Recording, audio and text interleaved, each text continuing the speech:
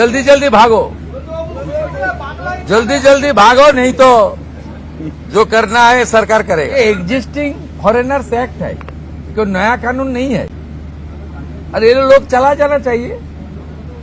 और उनका बांग्लादेशी जो नागरिक है उनका लेने का जिम्मेदार तो है उनका। तो जब हम लोग यहाँ से बोल रहा था तो अब वहां से उनका जो स्पोक्स पर्सन है, मैं देखा था सोशल मीडिया में और यूट्यूब में आया, जो उन्होंने बताया जो बांग्लादेशी है वो तो हम लोग ले लेगा। तो ये सब बांग्लादेशी है, उसको ले लेना चाहिए। लेकिन ये लोग को, पुलिस को हम लोग बता दिया जेल में भेजने का जरूरत नहीं है। देश के रुपया में खाना खाएगा, कपड़ा देगा, मेडिसिन देगा। एक दामाद है ये लोग।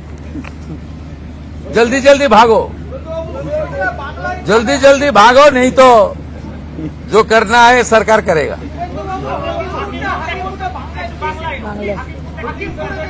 না না, আমি হাকিমপুর সম্পর্কে জানি না, আমি মিডিয়াতে দেখছিলাম।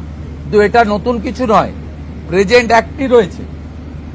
এবং আমরা বলে দিয়েছি যে বাংলাদেশের অবৈধ অনুপ্রবেশকারী তাদেরকে কোর্টে পাঠানোর কোনো দরকার নেই, আইনে নেই।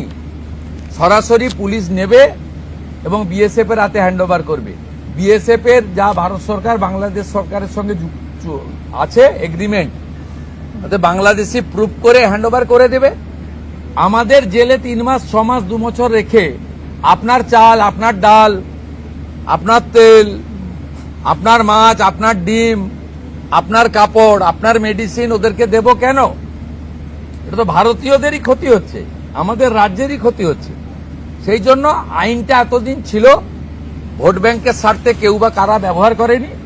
আমরা ভোট ব্যাংকের বাইরে গিয়ে দেশের স্বার্থে, রাজ্যের স্বার্থে এই আইন কার্যকর করছি।